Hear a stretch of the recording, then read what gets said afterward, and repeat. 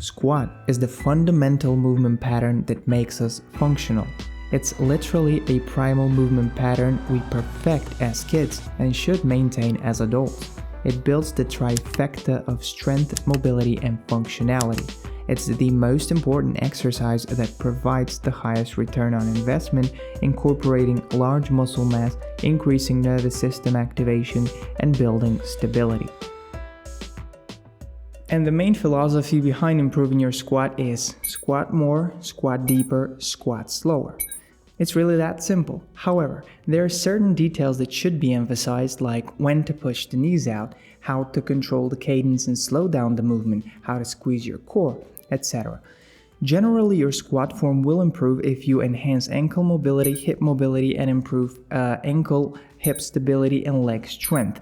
And today's protocol is comprised of 7 different exercises that help you do exactly that. The best part of it is you can use a shorter version of this protocol as a warm-up prior to heavier squatting. It sets the body in a squat-ready state. While there isn't a one-size-fits-all type of perfect squat, these are some general guidelines and rules you want to follow if you want to get to a more perfect squat, if you will.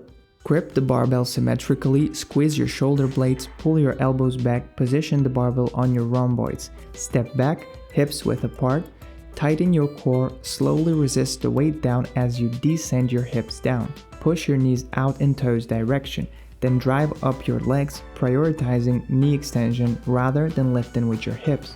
If you're nowhere near a perfect squat, you can set up a 5 cm support below your heels for an easier squat. During warm-ups, the deeper the squat, the better. When hitting maxes, you should be aware of minimizing pelvic swings to relieve low back pressure and finish the move at a high level.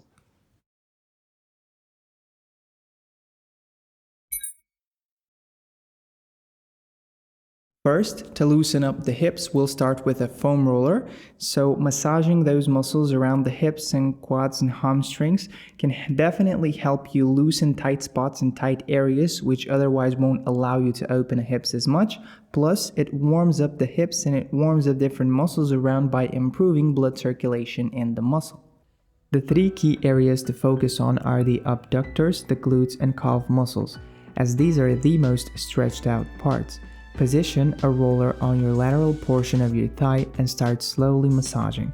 Try to breathe deep and apply just enough pressure to relax the muscle, not to activate the reflexes.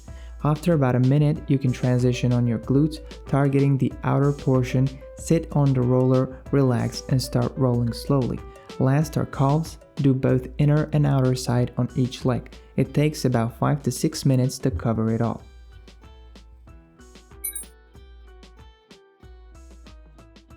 Another functional hip opener is the 90-90 stretch, which greatly stretches the lateral portion of the leg, but it isn't about the passive resting down in a deep 90-90 stretch. It's actually more about the active transition in between left to right, which sort of co-activates different rotators around the hip and helps you warm the hips in a better way.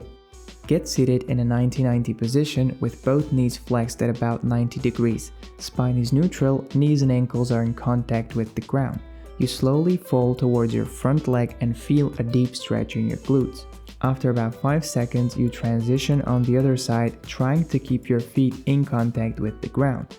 The point is to incorporate specific hip rotator muscles that help both activate them and warm up.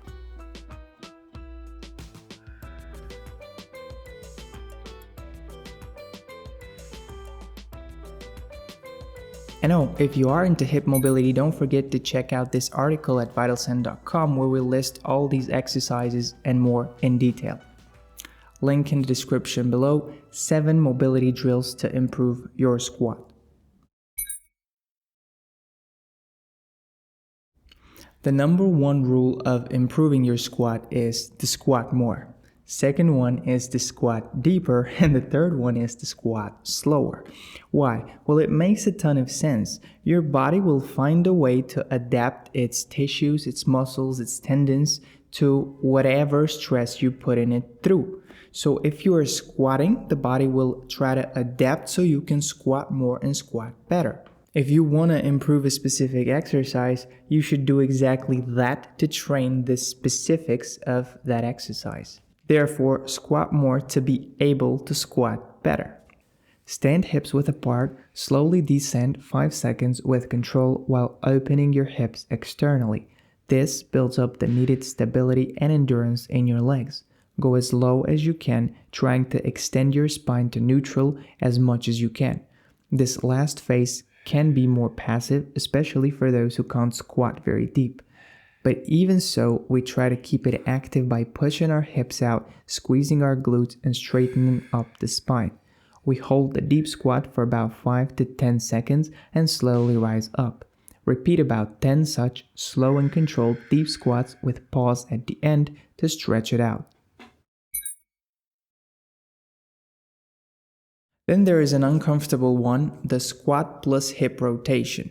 This one is great at activating hip abductors, so those who are externally rotating the hip, and also improves your self-awareness doing specific micro movements that are essential to controlling the squat, especially in the deeper phase. Squat deep down, open your hips and straighten your spine. Now lift your heels and stand on your toes. Slowly transfer the weight on the ball of your right foot. First, push the knee outward for 1 second, then inward for 2 seconds. Get back on both feet and repeat the transition on the other side. About 8 reps on each leg should be enough. This exercise also improves ankle mobility as we're squatting with our heels on the ground. It lightly stretches the Achilles and calf muscles, enhancing our squat form.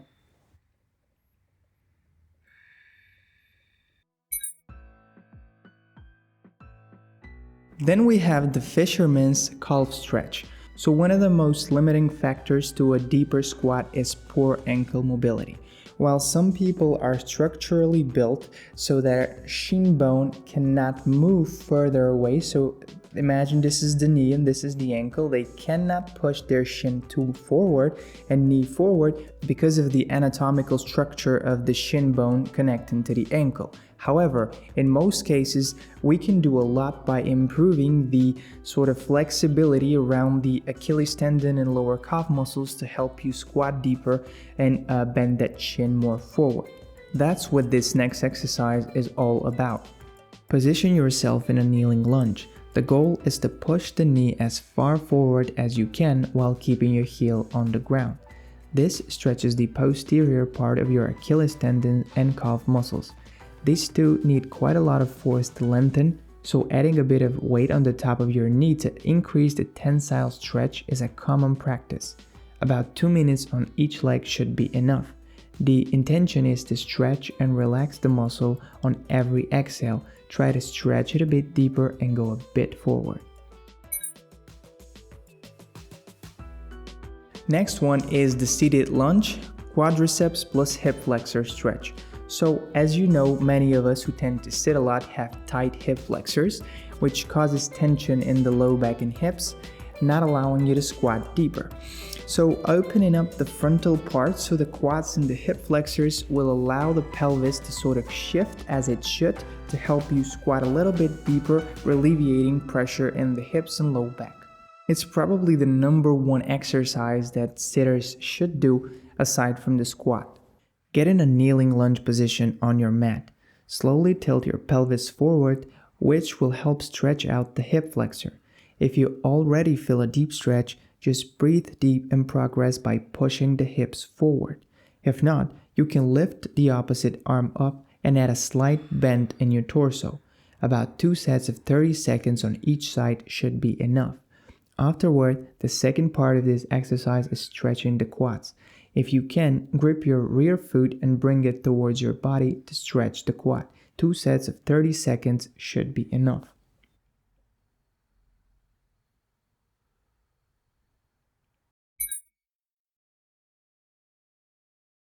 Ankle stability is crucial for controlling the squat, especially in the lower phases as you descend. right?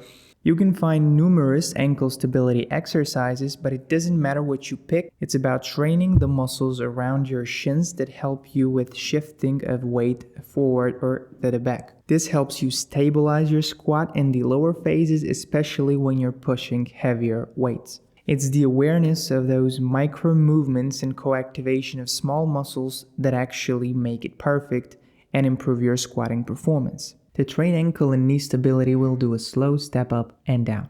Get yourself a nice bench and step up with your right foot. Slowly descend 3 seconds until you touch your foot to the ground. During the descent, you co-activate numerous ankle and knee stabilizing muscles that eventually improve single leg balance. Do 8 to 10 reps on each leg. Slow down the eccentric phase to about 3 seconds. You do 2 reps on each leg, and right afterwards you add a superset. So to recap, here are our top 7 exercises. First, we had the foam rolling to sort of loosen out the glutes and hamstrings and calves. Then we have the 90-90 stretch, the deep supported or regular squat, squat plus hip rotation, both external and internal. We had the fisherman's calf stretch to gain ankle mobility, seated lunge to open up the hip flexors, and step-ups to co-activate numerous muscles around the ankle to gain stability. So you can use this as a warm-up tool, doing about 1 to 2 sets of each exercise, which is going to take you about 15 to 25 minutes. That could be great prior to a squatting session, for example, or you can use it on your recovery days as a separate sort of hip mobility type of routine that helps you ease out and open the hips. If there are 2 things you want to take in from this video are, first, your body will adapt to the movements that you're putting it through. So in order to squat better, you need to squat more, squat deeper, and squat slower. Push the knees out, straighten out your chest, and try to control the movement and push up with your legs. Second, don't rush your sessions. Give your body a proper time to warm up. Try to practice mind-body connection and really feel all the micro movements and muscles that are helping you to correctly squat and push out from the squat. See you in the next one, hopefully with a deeper squat. Bye.